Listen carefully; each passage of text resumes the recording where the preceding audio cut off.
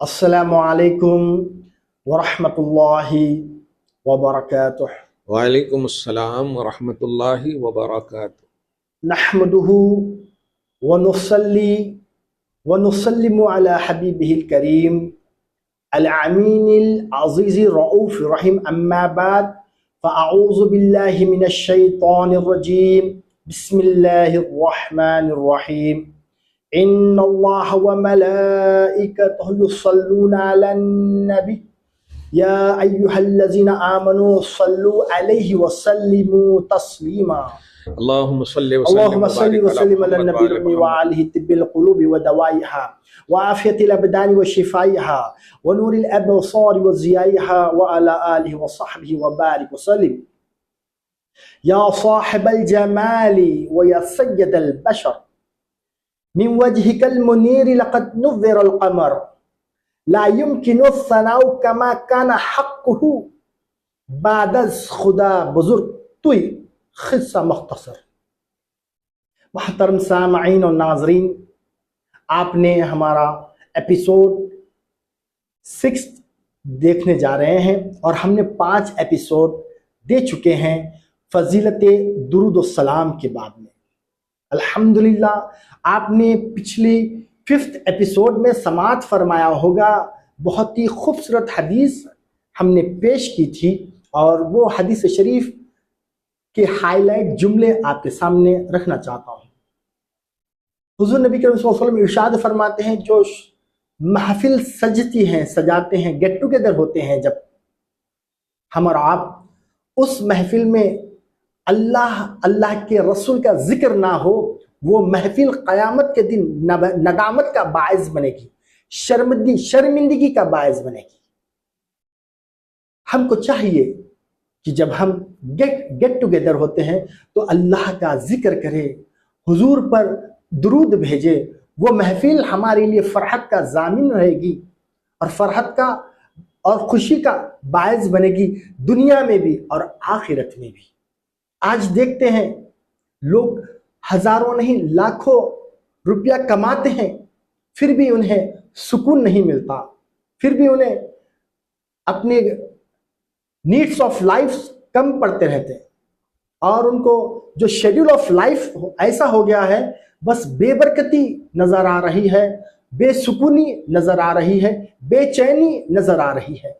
वहाँ पर बीवी भी कमा रही है, बच्चे भी कमा रहे हैं, शौहर भी कमा रहा है, मगर बेबरकती घर में है, नहुसत घर में है। क्यों? अल्लाह के रसूल का जिक्र नहीं हो रहा है। पहले क्या होता था? पहले 5-5 बच्चे होते थे, 8-8 10-10 बच्चे होते थे, एक ही बाप रहता था, 10 बच्चों को एक ही बाप पालता था। लिमिटेड कमाई थी, हजारों में थी, मगर की खुशहाल जिंदगी थी, रहमत भरी जिंदगी, सलामती वाली जिंदगी थी। आज नहुसत है, बेबरकती है। क्यों?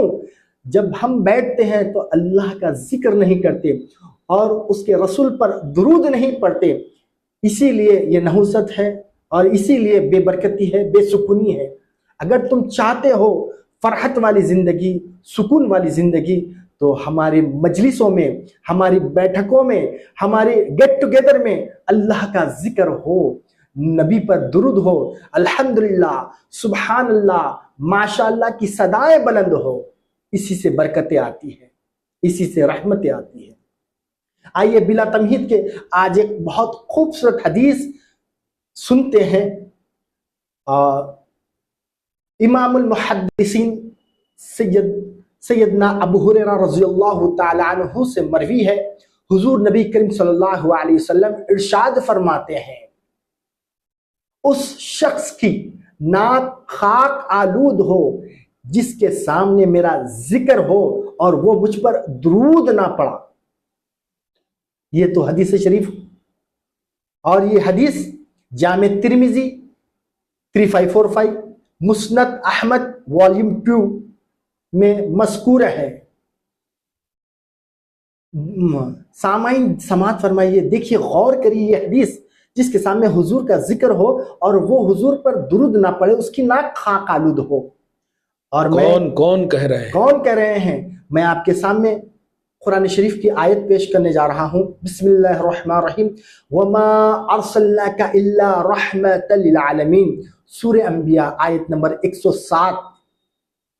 नबी सल्लल्लाहु अलैहि वसल्लम, अल्लाह ताला ने नबी सल्लल्लाहु अलैहि वसल्लम तमाम आलमों की रहमत बनाकर भेजा है। और वो रहमत लिल आलमीन कह रहे हैं, जिसके सामने मेरा जिक्र हो और मुझ पर दुरूद ना पड़ा, उसकी नाक खाक आलूद हो। बताना, आज इसी को समझाने के लिए आपके सामने आया हूं। इसमें नाक खाक आलूद का मतलब क्या है? मुफ्ती साहब ने जो तशरीह, सबसे पहले खाक आलूद एक हलाकत का कॉन्सेप्ट, हलाकत का कॉन्सेप्ट, और आयत करीमा एक रहमत का, जो दोनों आपस में अगेंस्ट, अपोज है। अब आप इसकी वजाहत कीजिए। अपोज है। बताना मकसद ये है, ए गुलामाने मोहम्मदी, सुभान अल्लाह, तुम्हारी रेस्पॉन्सिबिलिटी को समझिए। ए आशिक रसूल का दावा करने वालों, अपनी हैसियत, अपनी रेस्पॉन्सिबिलिटी, अपनी स्टेटस को समझिए। ए मोहब्बत का दावा, मोहब्बत का दम भरने वालों, हुजूर के मोहब्बत का दावा तो करते हो मगर कि हुजूर पर दुरूद नहीं पढ़ते। तुम्हारी मोहब्बत की दलील दुरूद है, जिक्र रसूल है, अजमत रसूल है, सनाए रसूल है। तुम्हारा इश्क का दावा, आशिक रसूल होने का दावा जिक्र रसूल है, दुर्द शरीफ है, अजमत रसूल है, सनाए मोहम्मदी है। और तुम गुलाम है तो गुलामी का सबूत दुरूद से दो। ये हदीस शरीफ से पता चलता है उसकी नाक खाक आलूद हो। ये बताना मकसद ये है, रहमतुल लिल आलमीन फरमा रहे हैं उसकी नाक खाक आलूद हो, जिसके सामने मेरा जिक्र हो और वो मुझ पर दुरूद ना पड़े। गुलामाने मोहम्मदियों को बताना चाहते हैं, तुम अपने स्टेटस को समझो। यहाँ पर अट्रैक्शन है।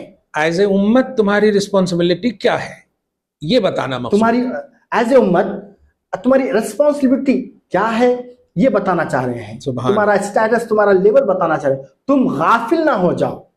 हलाकत की यहाँ पर दुआ नहीं है, बेशक। एज ए उम्मत तुम्हारी रिस्पॉन्सिबिलिटी क्या है, ये बताना है। जैसे एक बाप अपने बेटे को नहीं खाए तो डंडा मारूंगा जी है, तो इसका ये मतलब नहीं कि हलाक करना मकसद नहीं। तो वहाँ अट्रैक्शन है, वहां पर अट्रैक्शन है, कॉन्सेंट्रेशन है। तुम्हारी तवज्जो हुजूर नबी करीम सल्लल्लाहु अलैहि वसल्लम की तरफ होना चाहिए। गुलामाने मोहम्मदी, तुम अगर दावा करते हो तो तुम जिससे मोहब्बत करते हो उस मोहब्बत का कसरत से जिक्र करते हो। तो इस हदीस शरीफ में यही मतलब है कि तुम अगर हुजूर नबी करीम सल्लल्लाहु अलैहि वसल्लम का जिक्र और हुजूर पर कसरत से दुरूद नहीं पढ़ोगे तो ये उन लोगों के लिए वईद है।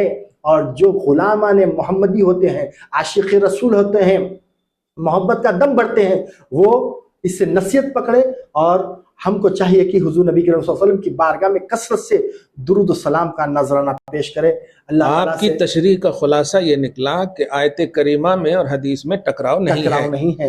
हुजूर सारे जहान के लिए बेशक रहमत है, लेकिन जिनको ये कह रहे हैं वो उनके लिए वईद इस तौर पर है कि तुम्हारी एज ए उम्मत, as a Ghulam Rasool responsibility क्या है, वो सबक देना मकसूद है। कोई दूसरा मतलब अपोजिट का मामला नहीं है। दुआ करें, अल्लाह ताला से दुआ है कि अल्लाह ताला हम सबको दुरूद शरीफ की अजमत समझने वाला बनाए और हुजूर नबी करीम सल्लल्लाहु अलैहि वसल्लम की बारगाह में कसरत से दुरूद सलाम पेश करने की तौफीक नसीब फरमाए। अल्लाहुम्मा सल्ली व सल्लिम अला नबी।